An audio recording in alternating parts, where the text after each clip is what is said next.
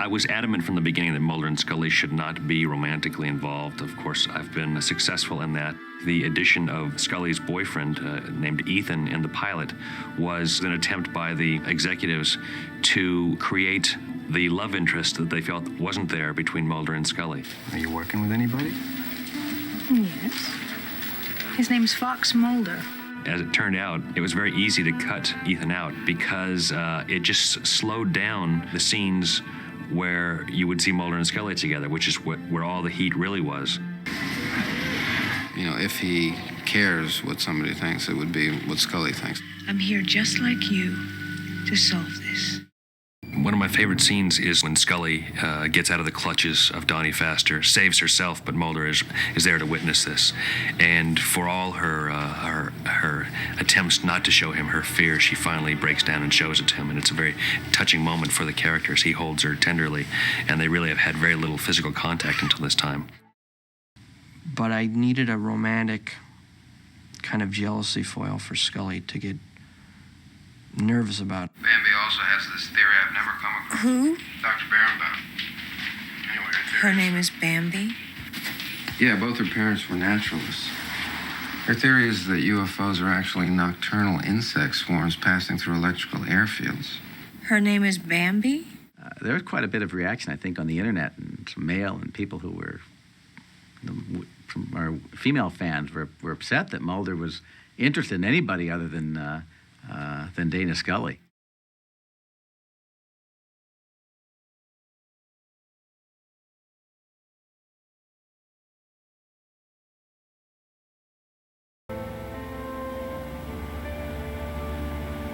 Come on back.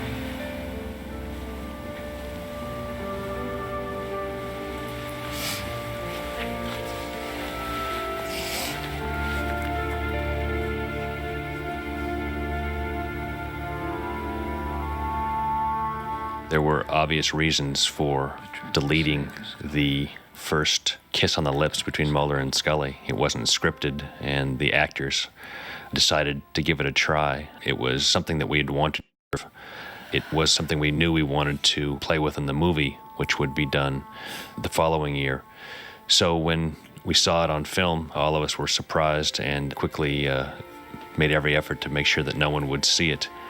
So in the actual you see Scully and Mulder hugging, that gesture of intimacy, but you never see the kiss on the lips, which you would only see long after season 4 or 5. Not until season 6 of the show would we actually ever have Mulder and Scully kiss on the lips.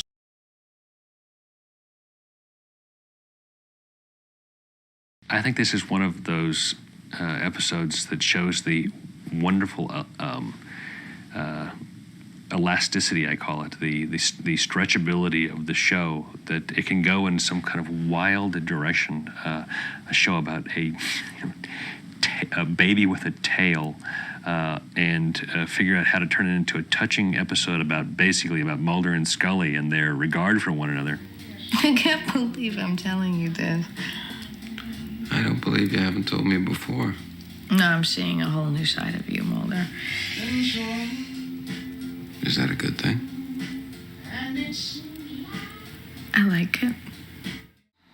Scully was green, but incredibly smart. I think what appealed to me so much was those first conversations between Mulder and Scully in his office, and the intellectual repartee that took place. Now, when convention and science offer us no answers, might we not finally turn to the fantastic as a plausibility? What I find fantastic is any notion that there are answers beyond the realm of science. The answers are there. You just have to know where to look. And that's why they put the I in FBI.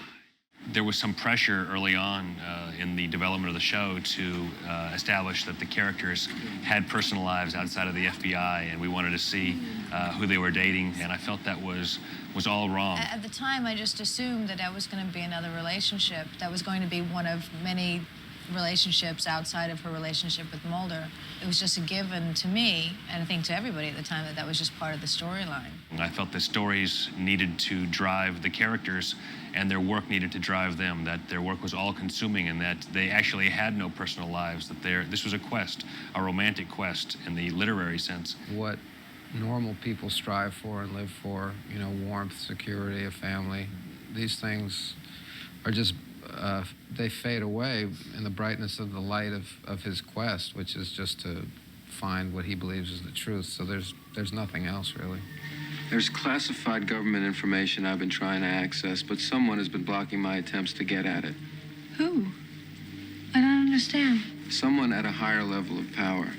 The only reason I've been allowed to continue with my work is because I've made connections in Congress. And they're afraid of what? That you'll leak this information? You're part of that agenda. You know that. I'm not a part of any agenda.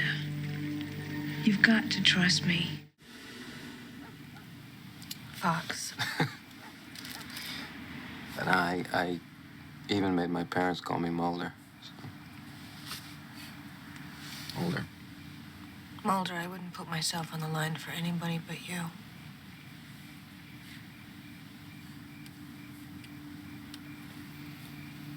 If there's an iced tea in that bag, it could be love.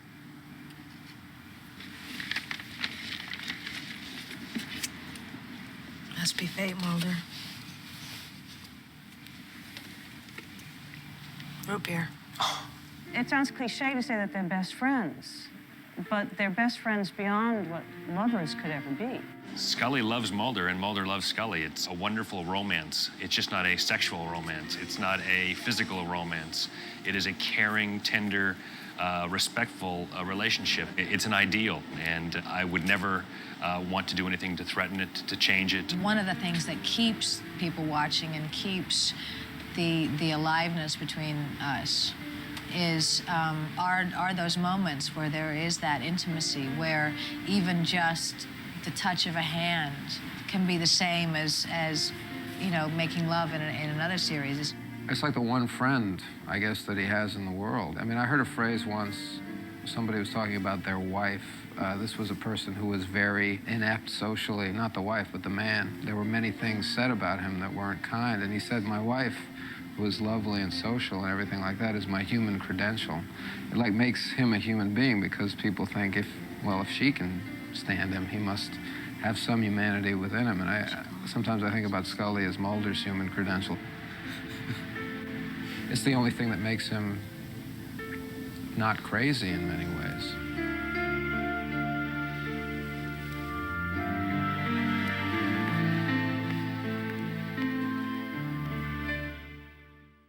In the beginning, I didn't think of the episodes as specifically as mythology episodes, because they were just stories we wanted to tell, and they involved Mulder and his personal quest, and ultimately Scully. And what happened is that through the telling of those stories, we saw that the most personal episodes became the mythology episodes, the ones that were about his life, ultimately became about the relationship between Mulder and Scully, and she became very involved in his life. And they were really, I think of them as the most romantic episodes in the show, because it was where the characters really learned most about one another.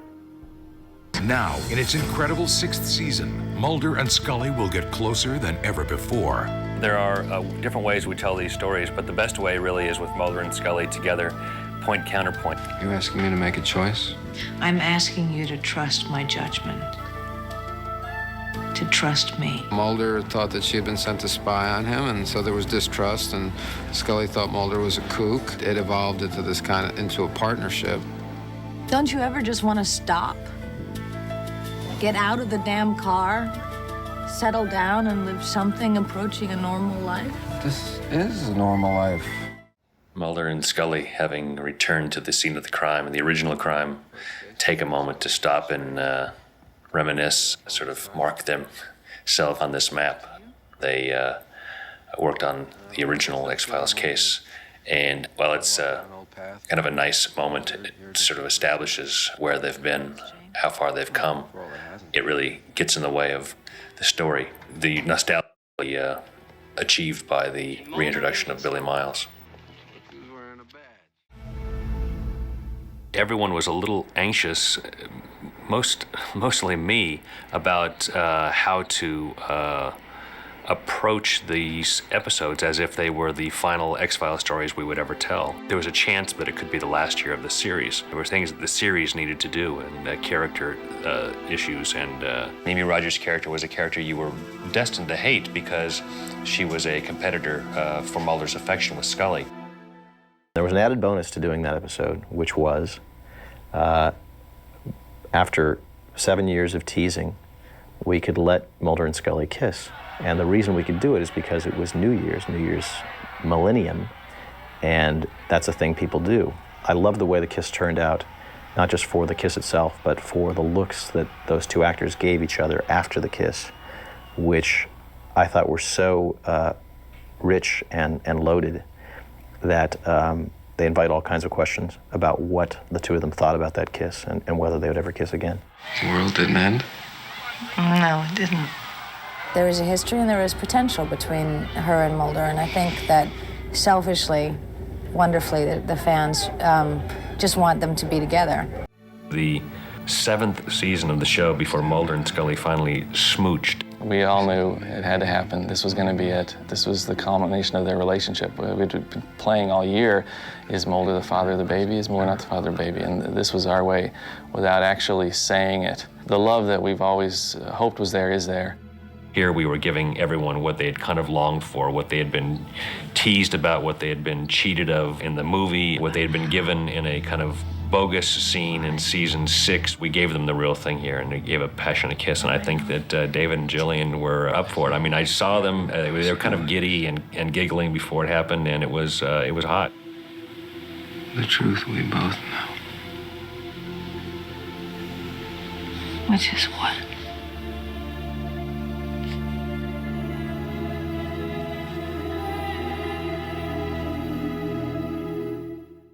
It certainly raised the bar as far as the kind of chemistry you can create amongst characters.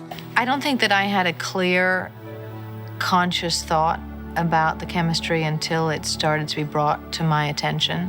In retrospect, it was a huge aspect of why we stuck together, of why the show continued. You know, people would talk about it early on, and I would think, yeah, well, that's an aspect of it, but that's not, you know, but it's a big aspect. It really is. Mulder, I haven't seen you in such a long time. That's okay, I'm all right. The show's 4th season promises to bring more stories about the paranormal and a further deepening of the partnership between agents Mulder and Scully. Their relationship is platonic, and there is so much respect and so much trust, and that they will risk their lives for each other.